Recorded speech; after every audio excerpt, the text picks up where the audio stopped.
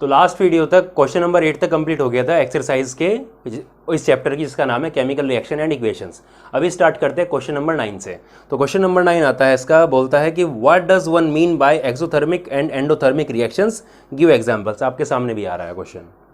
तो पूछ रहे हैं कि एक्सोथर्मिक और एंडोथर्मिक रिएक्शन क्या है। तो पहले बात करते हैं एक्सो की, एक्सोथर्मिक रिएक्शंस। तो एक्सोथर्मिक नाम से पता चल रहा है, एक्सो का मतलब क्या होता है, बाहर निकले कोई चीज़, ठीक है। एक्सो मीन्स बाहर, एंडो मीन्स अंदर। और थर्मिक, थर्मा, ये किससे आया, थर्मक, जो थर्मिक आया ये किससे, थर्मा से आया, मतलब क्या, हीट। इसका मतलब क्या होता है, हीट। और हीट किसकी फॉर्म है, एनर्जी की, एनर्जी की फॉर्म है, ठीक है ना। तो ऐसे रिएक्शन जिसमें as a result, as a product heat भी निकलती है, ठीक है, उनको क्या बोलते हैं, ऐसे रिएक्शंस को एक्सोथर्मिक रिएक्शन बोलते हैं, ठीक है। ऐसा नहीं है कि सिर्फ हीट निकले तभी उसको एक्सोथर्मिक बोल लेंगे, साथ में भाई एनर्जी की और भी फॉर्म है, जैसे हीट हुई, लाइट हुई, ठीक है, लाइट हुई, साउंड हुआ, ठीक है, ये भी क्या है, एनर्जी की फॉर्म है। तो अगर ये भी निकलती हैं तब भी हम, वैसे तो मेन क्या है, हीट है कि एक्सोथर्मिक रिएक्शन, लेकिन साथ में अगर लाइट या साउंड भी साथ में आ रही है तो तब भी हम उसको कंसिडर कर सकते हैं कि क्या है, एक्सोथर्मिक रिएक्शन है, ठीक है। इसके अगर एग्जाम्पल की बात करें तो सोडियम जो होता है, बेस्ट एग्जाम्पल लेते हैं, क्योंकि ये जो एग्जाम्पल मैं ले रहा हूँ बच्चों को थोड़ा अच्छा भी लगता है, क्योंकि केमिस्ट्री लैब में जब जाते हैं तो सबसे ज़्यादा अच्छा उनको सोडियम का यूज़ करते हैं, उन्हीं पे मज़ा आता है ज़्यादा। क्योंकि सोडियम को पानी में डालते तो क्या होता है, ब्लास्ट होता है अगर ज़्यादा अमाउंट में डालते हैं, ठीक है। तो सोडियम मेटल को जब पानी में डालते हैं, ठीक है, वाटर में डालते हैं, तो क्या होता है, सोडियम हाइड्रोक्साइड बनता है, प्लस हाइड्रोजन गैस निकलती है, प्लस साथ में हीट निकलती है। और ज़्यादा अमाउंट में अगर डाला जाए सोडियम तो ब्लास्ट भी हो सकता है, यानी कि साउंड भी है और लाइट भी है, तो तीनों का मिक्सचर हो गया यहाँ पे। लाइट भी निकलती, जलता भी है पानी में डालने के बाद। जैसे आपने टेस्ट ट्यूब के अंदर पानी लिया और पानी में क्या डाल दिया, सोडियम डाल दिया, तो पहले तो क्या होगा, एक बुरबुराहट के साथ में क्या होगा, ये घुलेगा इसके अंदर, ज़्यादा अमाउंट में डाल लोगे तो ब्लास्ट भी हो जाएगा, ठीक है। इसलिए इसको कम अमाउंट में ही लेना चाहिए। तो साउंड भी ब्लास्ट हुआ तो साउंड भी आ सकती है। लाइट मतलब जलता है, तो आप अगर बाहर किसी सिंक वगैरह में डालते हैं ज़्यादा अमाउंट में सोडियम को, तो ये सारी चीज़ें आपको देखने को मिलेगी। टेस्ट ट्यूब यहाँ पर गर्म हो जाएगी, तो ये क्या है, एक्सोथर्मिक रिएक्शन का एग्जाम्पल है, बेस्ट एग्जाम्पल है एक्सोथर्मिक रिएक्शन का, ठीक है। इसके अलावा रेस्पिरेशन भी है, जैसे इसका क्वेश्चन तो रेस्पिरेशन का आपका अगला ही क्वेश्चन है, तो वहाँ पे मैं डिस्कस करूँगा उसको। रेस्पिरेशन भी एक्सोथर्मिक का एग्जाम्पल है। अभी इसमें दूसरा पॉइंट जो आ रहा है वो है एंडोथर्मिक रिएक्शन, ठीक है। एंडोथर्मिक, एंडो का मतलब क्या होता है, अंदर, ठीक है। अब यहाँ पर जैसे हमने देखा था कि सोडियम, एक्सोथर्मिक में क्या देखा था कि सोडियम को पानी में डाल के तो क्या होता, प्रोडक्ट में इधर की साइड में, यहाँ पर तो कोई गर्म नहीं किया हमने, यहाँ पर हीट निकली थी, यानी प्रोडक्ट में हीट निकली थी, ठीक है। अब यहाँ पर एंडोथर्मिक मतलब क्या, अंदर हीट देनी पड़े, जिसको एनर्जी देनी पड़े वो क्या होगी, एंडोथर्मिक रिएक्शन होगी, ठीक है ना। जिस रिएक्शन को एनर्जी देनी पड़ती है उस रिएक्शन को क्या बोलते हैं, एंडोथर्मिक रिएक्शन बोलते हैं। जैसे फॉर एग्जांपल आपने कई रिएक्शन देखी हुई, जैसे सबसे एनसीईआरटी में सबसे पहले लिखी हुई है, मैग्नीशियम रिबन को जब जलाते हैं तो क्या बनता है, मैग्नीशियम ऑक्साइड बनता है। अब बताइए, मैग्नीशियम ऑक्साइड को बनने के लिए क्या करना पड़ा, जलाना पड़ा, यानी कि हीट इसको देनी पड़ी। या फिर आपने डिकम्पोजिशन रिएक्शन बहुत सारी पढ़ी, जैसे FeSO4 पढ़ी थी, इसको क्या किया था, गर्म किया था। गर्म करने से यानी कि टेस्ट ट्यूब के अंदर क्या हुआ, आपने सॉल्यूशन ले लिया FeSO4 का, और FeSO4 लेने के बाद में आपने इसको गर्म करने लगे टेस्ट ट्यूब को, तो क्या बन जाता था, Fe2O3 फेरस ऑक्साइड बन गया, फेरिक ऑक्साइड बन गया, प्लस SO2 प्लस SO3, ठीक है। तो यहाँ पर हीट आपने दी है, प्रोडक्ट में नहीं निकली, आपने दी उसको रिएक्शन होने के लिए, तो यहाँ पर रिएक्शन होने के लिए हीट दी है, तो ये क्या हुई आपकी एंडोथर्मिक रिएक्शन, और ये इसके एग्जाम्पल, ठीक है। बाकी ऐसा नहीं कि यही एग्जाम्पल, और भी मान सकते हैं। अब एक्सो में जैसे रेस्पिरेशन बोला था, वो उसका भी एग्जाम्पल है। तो एंडो में यहाँ पर रेस्पिरेशन की उल्टी प्रोसेस क्या होती है, फोटोसिंथेसिस, तो यहाँ पर फोटोसिंथेसिस भी एंडोथर्मिक का एग्जाम्पल हो सकता है, ठीक है। एंडोथर्मिक की जो रिएक्शन है उसको भी आप कंसिडर कर सकते हैं, मतलब रेस्पिरेशन फोटोसिंथेसिस की रिएक्शन को भी एज अ एंडोथर्मिक कंसिडर कर सकते हैं। अभी आता है क्वेश्चन नंबर 10।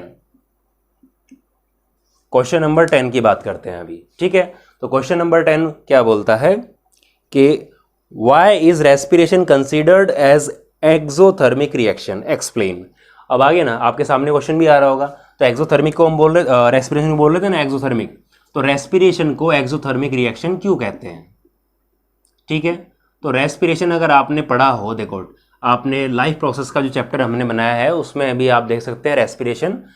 तो रेस्पिरेशन में क्या होता है, जो लार्ज फूड मॉलिक्यूल होते हैं, जैसे हम खाते हैं जब, तो क्या होता है, डाइजेशन होता है। डाइजेशन होने के बाद में वो क्या होते हैं कि सिंपल मॉलिक्यूल में टूटता है और सिंपल मॉलिक्यूल हमारे ब्लड द्वारा अब्जॉर्ब कर लिए जाते हैं। उसके बाद में जो हम सांस लेते हैं, सांस के साथ में ऑक्सीजन जाती है और ब्लड के अंदर तक जब जाती है तो, और ब्लड कहाँ जा रहा है आपका, सेल के पास में, और सेल में के अंदर क्या होते हैं, माइटोकॉन्ड्रिया होते हैं। तो माइटोकॉन्ड्रिया के अंदर ही रेस्पिरेशन की प्रोसेस होती है, एरोबिक रेस्पिरेशन की, ऑक्सीजन की प्रेजेंस में।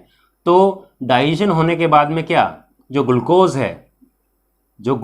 है वो कहाँ गया, सेल के पास में गया, ठीक है, और प्लस ऑक्सीजन भी गई, ठीक है। सारी प्रोसेस कहाँ हो रही है, माइटोकॉन्ड्रिया के अंदर हो रही है, ठीक है। अब ये क्या करता है, इसको ब्रेक डाउन करके एनर्जी, भाई फूड हम लेते हैं तो किसके लिए लेते हैं, एनर्जी के लिए तो लेते हैं कि एनर्जी मिले हमें, ठीक है।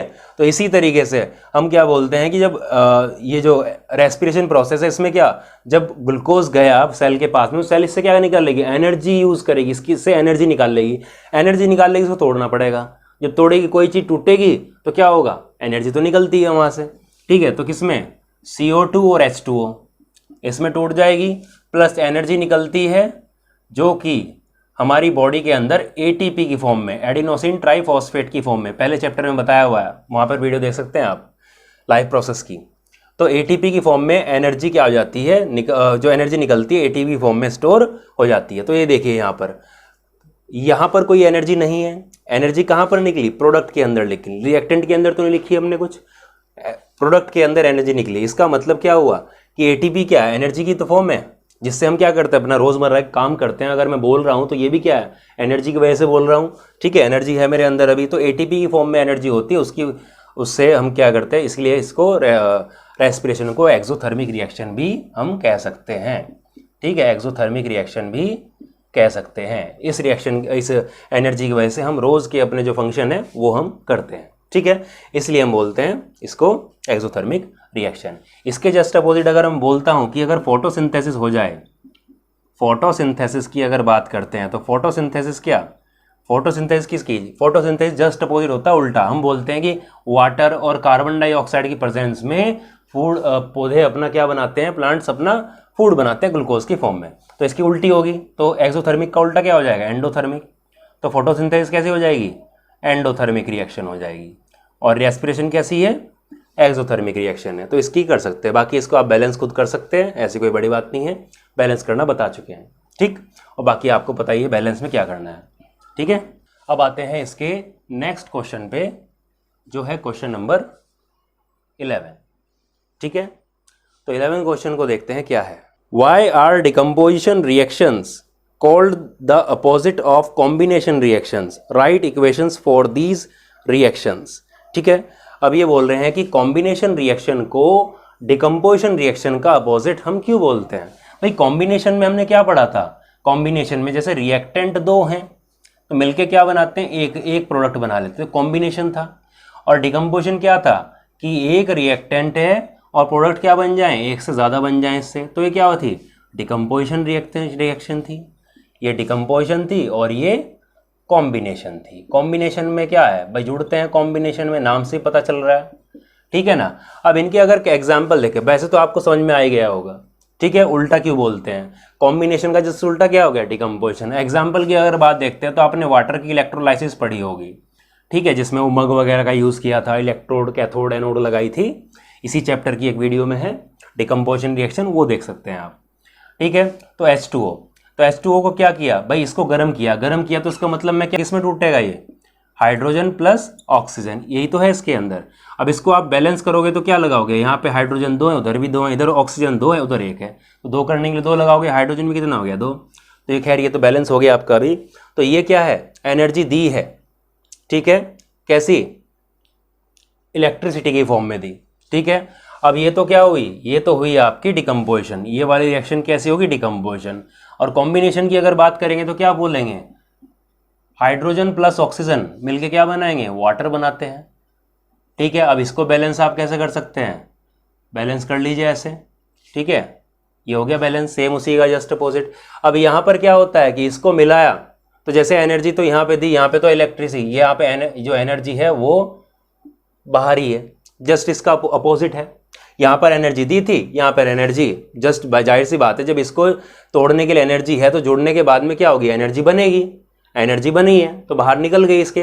तो आप देख सकते हो कि जस्ट इसका, वैसे तो एग्जाम्पल इससे समझ में आ गया होगा, इससे भी आप देख सकते हो जस्ट इसका अपोजिट है। यहाँ पर इसको आप ऐसे भी लिख सकते हो, प्लस एनर्जी भी लिख सकते हो ऐसे।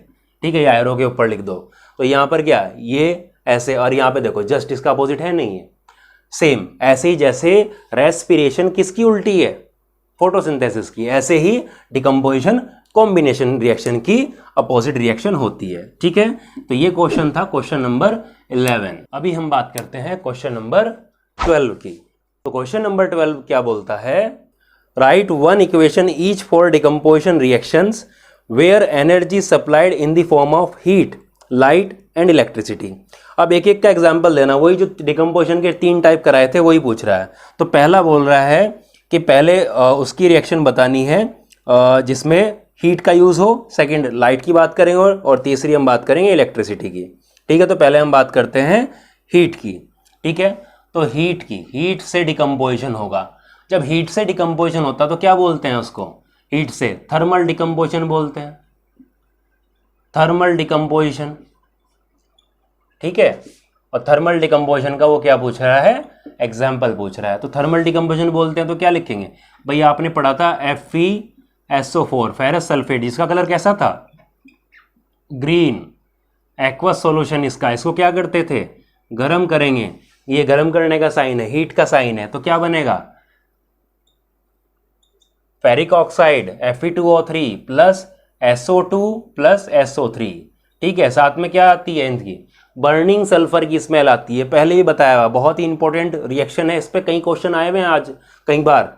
ठीक है, तो ये रिएक्शन हुई किसकी, थर्मल डिकम्पोजिशन। डिकम्पोजिशन मतलब क्या, रिएक्टेंट से प्रोडक्ट ज्यादा संख्या में बनेंगे, 2 या 2 से ज्यादा, तो 2 या 2 से ज्यादा 3 बन रखे हैं यहाँ पर, थर्मल डिकम्पोजिशन। ठीक है, दूसरी बात कर रहे हैं किसकी, दूसरी बात कर रहे हैं लाइट की।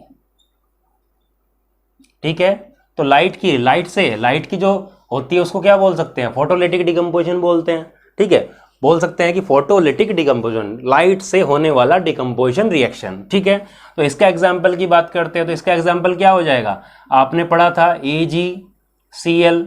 ठीक है, AgCl को क्या सनलाइट में रख दिया, ठीक है, लाइट में रख दिया, तो क्या हो गया, ये टूट गया, किस में, सिल्वर में प्लस क्लोरीन गैस के अंदर। अब क्लोरीन 2 है यहाँ पर, इधर कितना है, 1 है, तो यहाँ पे 2 लगा दिया, Ag भी दोगे। खैर ऊपर वाले हमने बैलेंस नहीं की थी, उसको बैलेंस कर लीजिए आप, 2 Fe हैं, इधर 1 Fe है, तो कितना लगा दें, 2। अब S कितना है, इधर 1 और 2, इधर भी कितना है, 2 हो गए, और ऑक्सीजन कितने हैं, 4 से 2 की मल्टीप्लाई होगी तो 8 हो जाएंगे, और इधर 3, 2 5 और 3 8, तो ये तो बैलेंस हो गई ऊपर नीचे की भी। तो ये किसके थ्रू हो गई, ये वही रिएक्शन है जो फोटोग्राफी में यूज होती है। ठीक है, तो ये लाइट वाली रिएक्शन होगी। ठीक है, तीसरी बोल रहा है इलेक्ट्रिसिटी वाला, इलेक्ट्रिसिटी से जो डिकम्पोजिशन होगा, जस्ट इससे पहले किया हमने वो, तो इलेक्ट्रिसिटी से डिकम्पोजिशन उसको क्या बोल लेंगे, electrolytic decomposition. Electrolytic decomposition example क्या था, वही वाटर वाला ले लीजिए वापस। तो क्या इसको क्या इलेक्ट्रिसिटी जब दी इसको, तो किस में टूट गया था, ये हाइड्रोजन गैस अलग निकल गई थी और ऑक्सीजन अलग, जो कैथोड एनोड पे इकट्ठा हो रही थी। यहाँ पे इसको बैलेंस करेंगे तो वही दोबारा से सेम ऐसे ही। तो ये क्या है, इलेक्ट्रोलिटिक डिकम्पोजिशन। तो ये क्वेश्चन देखिए, तीनों रिएक्शन आ गई, तीनों का मतलब ही पता लग गया, तो ये क्वेश्चन इसके अंदर पूछ रहा था। तो यहाँ से हीट से हुआ डिकम्पोजिशन, यहाँ पे सनलाइट के वजह से डिकम्पोजिशन हुआ है, मतलब टूटी इसमें, एक से ज़्यादा बन रहे हैं सभी प्रोडक्ट डिकम्पोजिशन में, और यहाँ पे इलेक्ट्रिसिटी यानी करंट का यूज़ करके, इलेक्ट्रिसिटी का यूज़ करके हमने डिकम्पोजिशन रिएक्शन को कंप्लीट किया। ठीक है, तो ये था 12th क्वेश्चन। तो इस वीडियो में यहाँ तक ही, अगले वीडियो में इससे आगे के जो क्वेश्चन हैं उनको कंप्लीट करेंगे, वरना वीडियो काफ़ी लंबी हो जाएगी। ठीक है, थैंक यू।